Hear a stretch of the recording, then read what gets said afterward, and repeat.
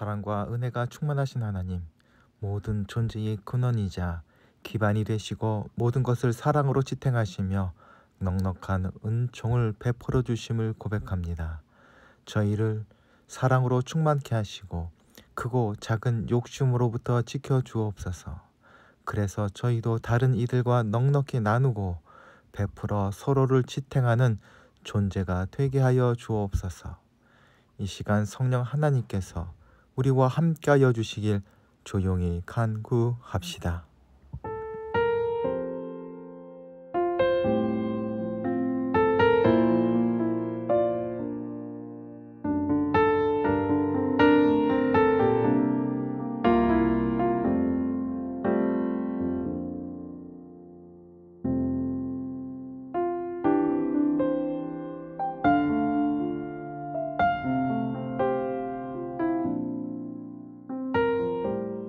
은혜와 사랑의 하나님, 연약한 저희를 긍휼히 여기사 세상 속에서 희망을 잃지 않고 살아가게 하시니 감사드립니다.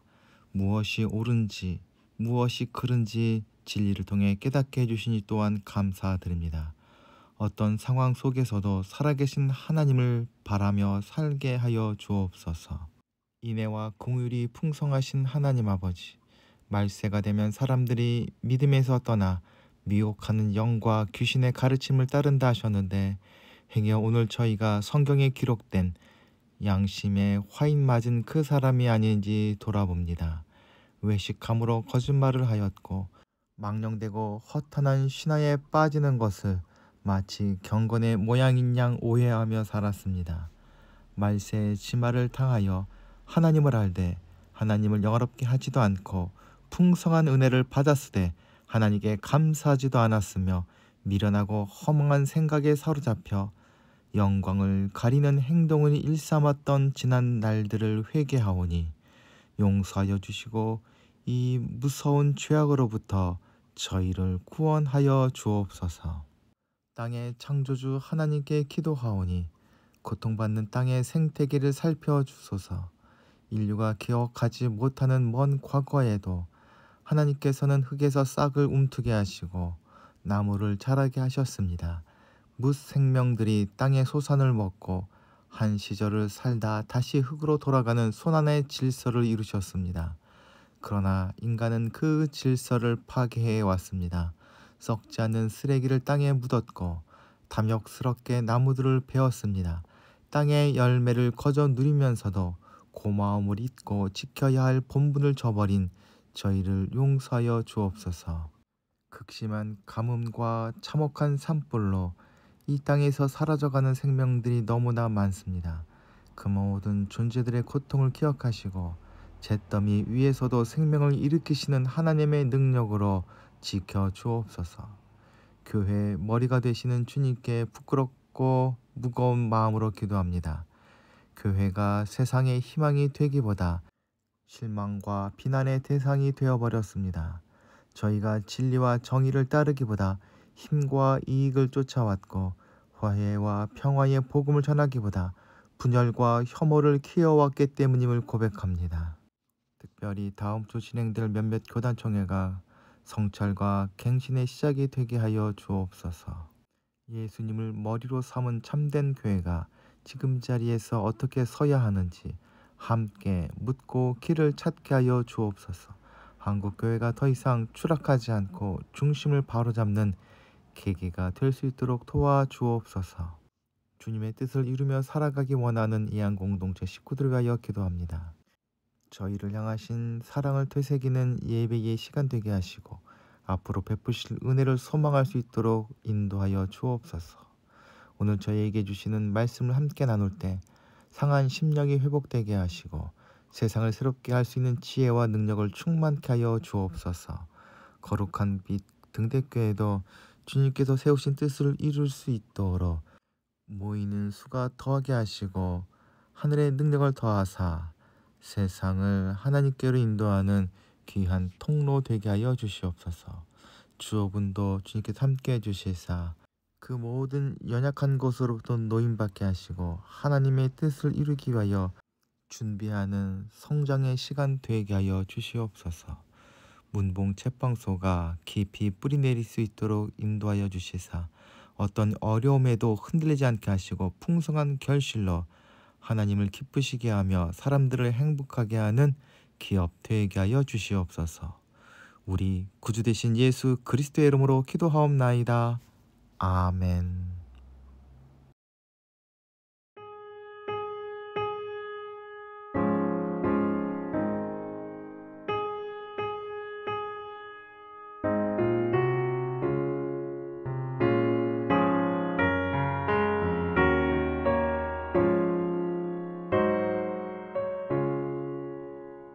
내 평생에 가는 길 순탄하여 늘 잔잔한 강 같은지 큰 풍파로 무섭고 어렵든지 나의 영혼은 늘 편하다. 내 영혼 평안해.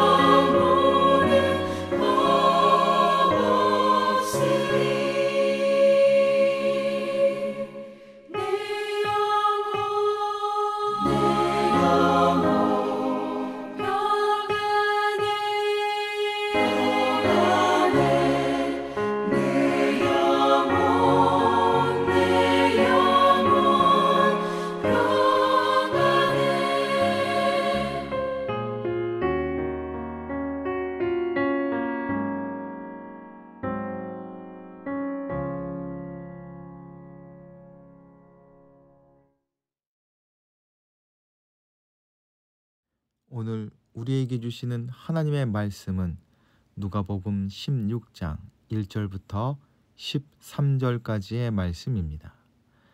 예수께서 제자들에게도 말씀하셨다. 어떤 부자가 있었는데 그는 청지기 하나를 두었다. 그는 이 청지기가 자기 재산을 낭비한다고 하는 소문을 듣고서 그를 불러놓고 말하였다. 자네를 두고 말하는 것이 들리는데 어찌된 일인가? 자네가 맡아보던 청지기 일을 정리하게. 이제부터 자네는 그 일을 볼 수 없네. 그러자 그 청지기는 속으로 말하였다. 주인이 내게서 청지기 직분을 빼앗으려 하니 어떻게 하면 좋을까? 땅을 파자니 힘이 없고 빌어 먹자니 낯이 부끄럽구나. 옳지, 내가 무엇을 해야 할지 알겠다. 내가 청지기의 자리에서 떨려날 때에 사람들이 나를 자기네 집으로 맞아들이도록 조치해 놓아야지. 그래서 그는 자기 주인에게 빚진 사람들을 하나씩 불러다가 첫째 사람에게 당신이 내 주인에게 진 빚이 얼마요 하고 물었다. 그 사람이 기름 100마리요 하고 대답하니 청지기는 그에게 자, 이것이 당신의 빚 문서요. 어서 앉아서 50마리라고 적으시오 하고 말하였다. 그리고 다른 사람에게 묻기를 당신의 빚은 얼마요 하였다. 그 사람이 밀 100섬이요 하고 대답하니 청지기가 그에게 말하기를 자, 이것이 당신의 빚 문서요. 받아서 80섬이라고 적으시오 하였다. 주인은 그 불의한 청지기를 칭찬하였다. 그가 슬기롭게 대처하였기 때문이다. 이 세상의 자녀들이 자기네끼리 거래하는 데는 빛의 자녀들보다 더 슬기롭다. 그러므로 내가 너희에게 말한다. 불의한 재물로 친구를 사귀어라. 그래서 그 재물이 없어질 때에 그들이 너희를 영원한 처소로 맞아들이게 하여라. 지극히 작은 일에 충실한 사람은 큰 일에도 충실하고 지극히 작은 일에 불의한 사람은 큰 일에도 불의하다. 너희가 불의한 재물에 충실하지 못하였으면 누가 너희에게 참된 것을 맡기겠느냐? 또 너희가 남의 것에 충실하지 못하였으면 누가 너희에게 너희의 몫인들 내주겠느냐? 한 종이 두 주인을 섬기지 못한다. 그가 한쪽을 미워하고 다른 쪽을 사랑하거나 한쪽을 떠받들고 다른 쪽을 업신여길 것이다. 너희는 하나님과 재물을 함께 섬길 수 없다. 아멘.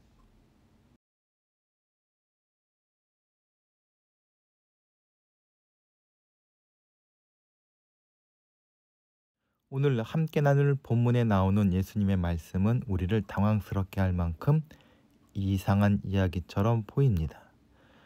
예수님의 제자라면 세상의 불의함에 맞서 정직하고 거룩한 삶을 살아야 할 것 같은데 예수님은 불의함을 용인하는 것처럼 느껴질 말씀을 전하십니다. 본문이 무엇을 말하려고 하는지 따라가기가 쉽지 않습니다. 성서학자들도 이 구절을 성서에서 해석하기 어려운 대목 중 하나라 말합니다. 주인이 인도하시는 진리와 생명의 길에서 길을 잃지 않기 위해 정신을 바짝 차리고 오늘 말씀을 듣고 나누기를 소망합니다. 지난주 우리는 15장에 나오는 세 가지 비유 중 두 개의 비유를 나눈 바 있습니다. 누가복음 15장을 구성하는 세 비유는 잃은 죄인을 찾는다는 주제를 공유하는 세 가지 비유로 알려져 있습니다. 이어지는 16장에도 두 가지 비유가 나옵니다. 불의한 청지기 비유, 부자와 거지 나사로 비유가 그것입니다. 16장의 두 비유에 공통점이 있는데 부자가 주인공으로 등장하고 재물을 주제로 삼고 있다는 점입니다. 이와 별도로 16장의 첫 번째 비유인 옳지 못한 청지기 비유가 15장의 세 개의 비유와 묶어야 한다는 주장이 꾸준히 있다 합니다. 어떤 으로 시작되는 15장의 비유들처럼 어떤으로 시작된다는 점이나 잃은 양과 드라크마와 아들과 같이 죄인으로 보이는 청지기가 등장한다는 점, 목자와 여인과 아버지의 이해할 수 없는 결정과 마찬가지로 부자의 판단과 발언 역시 상식적이지 않다는 점이 주장의 근거입니다. 오늘 예수님의 말씀을 전체적으로 볼 때에 이 세대의 자녀들을 대표하는 비유의 주인공은 옳지 않은 청지기입니다. 아주 넓은 토지를 가지고 있는 부자는 자기 재산을 청지기에게 맡깁니다. 청지기는 주인의 재산을 관리, 책임을 맡은 사람으로 소위 주인의 재산을 관리하는 자산관리사라 부를 수 있을 것입니다. 청지기가 어떤 식으로 낭비를 했는지 알 수 없으나 주인의 재산을 제대로 관리하지 못해 손해를 끼친 것으로 보입니다. 이후에 드러난 일들을 보면 장부를 꼼꼼히 거짓되지 않게 기록해 온 것으로 보아 명백한 부도덕한 행위가 아니라 재정 관리를 잘못했을지도 모르겠습니다. 주인의 재산을 제대로 사용하지 못한 것은 자산 관리자로서 치명적 단점으로 해고의 결정적 사유가 될 것입니다. 예수님은 오늘 주인과 청지기의 관계를 통해서 우리와 하나님의 사이의 일들을 이야기하십니다. 즉, 우리에게 맡겨진 모든 재물이 우리의 것이 아니라 주인 대신 하나님의 것이란 점입니다. 오늘 비유에서 주인이 청지기가 자신의 재산을 잘못 관리했음을 알았을 때 그를 해고했던 것처럼 예수님께서도 우리에게 맡겨진 재물에 대해서 결산할 심판의 날이 올 것이라 암시하고 계십니다. 우리에게 주어진 재물은 맡겨진 것입니다. 빛의 자녀들이나 이 세상의 자녀들에게도 주인의 재물을 어떻게 얼마나 충성스럽게 사용했는지 관리했는지에 대해 셈하게 될 것입니다.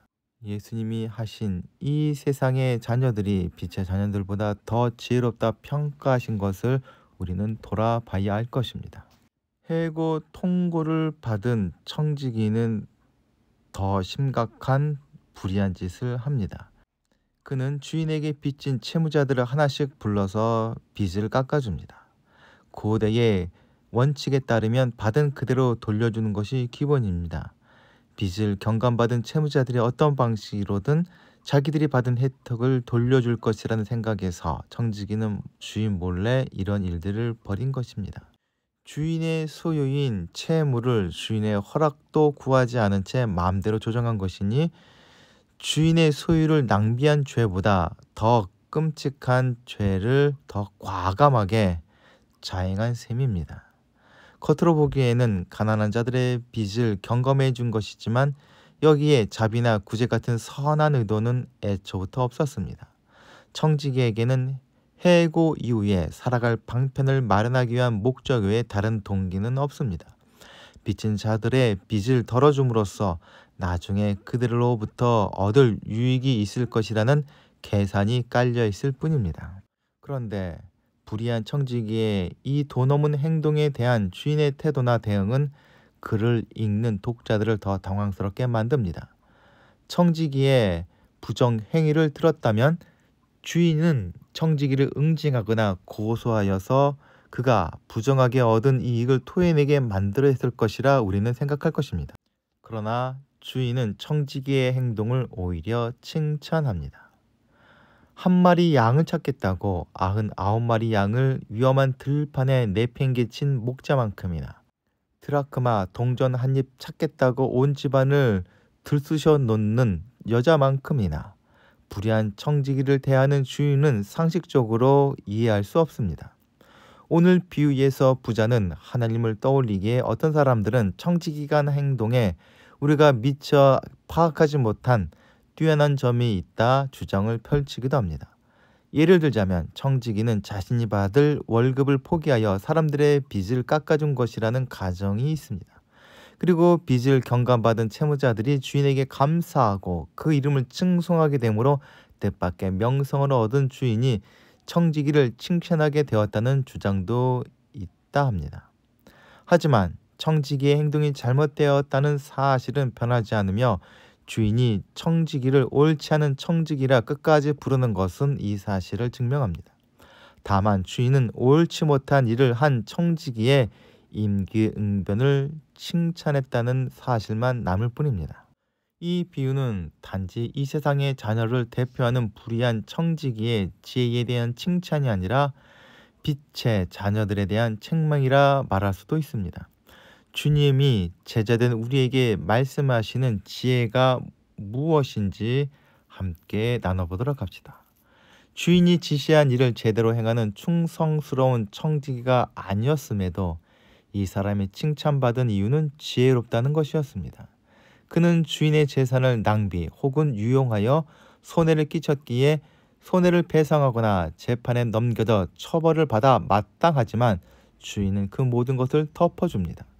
자신의 손해에는 아랑곳하지 않고 청지기의 옳지 못함도 눈 감아줄 만큼 지혜로움은 주인에게 매우 중요하게 여겨지는 덕목인 듯합니다. 지혜로움의 반대는 어리석음일 것입니다.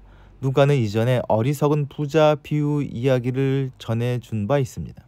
그는 성실한 사람이었고 자신의 소출을 잘 관리할 수 있도록 창고도 미리 지을 만큼 계획적인 사람이었으며 그의 노력에 대해 엄청난 소출을 거둘 만큼 하늘의 복을 받은 사람으로 그는 결코 옳지 못한 사람이 아니었습니다. 그런 그가 벼랑간 죽게 되었는데 성경은 그 이유가 어리석음 때문이었다 합니다. 말하자면 멸망의 원인은 죄악 때문이 아니라 어리석음 때문이라는 것입니다. 반면 옳지 못한 청지기는 지혜롭게 행동함으로 심판을 면하게 됩니다. 이 옳지 못한 청지기는 해고 통보를 받았을 때 주인이 어떤 사람인지를 이미 알고 있었던 것 같습니다. 주인이 결정하면 자신은 쫓겨날 수밖에 없음을 절감하였습니다. 그는 주인의 결정을 뒤엎으려는 술수를 쓰는 것이 아니라 주인의 해고 통보를 기정사실로 두고 다른 방법을 찾았습니다. 그는 자기 주인이 누구인지 알았고 그의 주권을 경외하는 지혜를 가진 사람이었다 할 수 있을 것입니다. 주인을 두려워한 청지기가 선택한 방법은 친구를 만들고 사귀는 것이었습니다. 주인은 이 행동을 지혜롭다 평가하였습니다. 그는 제물로 친구를 사귀어 자기가 쫓겨났을 때에 자기를 영접해 줄 수 있는 친구를 만들어낸 것입니다. 주님은 우리를 위해 이 지혜를 풀어서 말씀하십니다. 이 세상의 자녀들이 자기네끼리 거래하는 데는 빛의 자녀들보다 더 슬기롭다. 이 세상에 속한 사람들이 자기 유익을 위해 미래를 위해 철저하게 고민하고 최선을 다해 노력하는 것처럼 영원한 세계를 바라보는 빛의 자녀들도 그렇게 슬기롭게 결정하고 최선을 다해야 하는 것이 아니냐 말씀하시는 것입니다. 예수님의 관심은 바로 여기에 있습니다. 주님은 재물을 불이하게 축적하고 사용하는 현실을 모르지 않으셨습니다. 그러나 이 재물이 불이하니 무조건 피하거나 거리를 두라 말씀하지도 않으셨습니다. 관건은 재물 자체가 아니라 그것을 어떻게 사용하느냐에 달려 있다는 것입니다. 주님은 재물을 사용하는데 구체적인 방법을 말씀해 주십니다. 친구를 사귀고 친구들에게 은혜를 끼치며 그들에게 호의를 베풀고 관대함을 보이는 데에 재물을 사용하라는 것입니다. 믿지 않는 이웃을 초청하고 찾아가는 것, 그들의 빚을 탕감해주고 용서하는 일에 재물을 사용하라는 것입니다. 나아가 섬김과 봉사 그리고 후원에 돈을 사용하라 말씀하십니다. 청지기는 주인에게 빚진 자를 탕감하는데 불이한 재물을 사용하였습니다.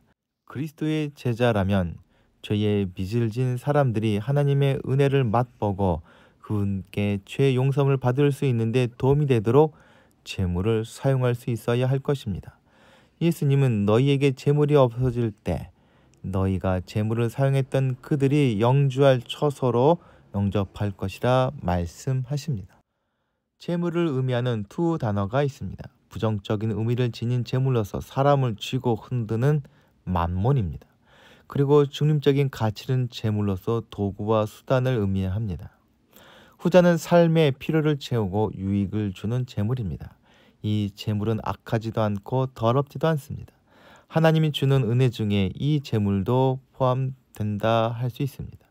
이것이 하나님께서 우리에게 재물을 주신 이유이며 목적입니다. 이 목적에 맞게 사용한다면 우리 삶은 더욱 풍성하게 될 것입니다. 청지기는 비록 불의하지만 빚을 탕감하는 데 있어서 재물을 사용할 때 재물의 존재 이유와 목적에 맞게 사용한 것입니다. 이것이 주님께서 재물에 충실하였다 하신 이유입니다.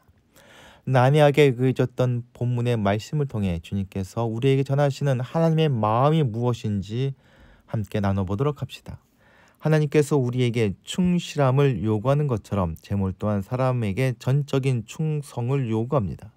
여기서 재물은 중립적 의미의 재물이 아니라 불의하다라는 의미가 담긴 재물입니다.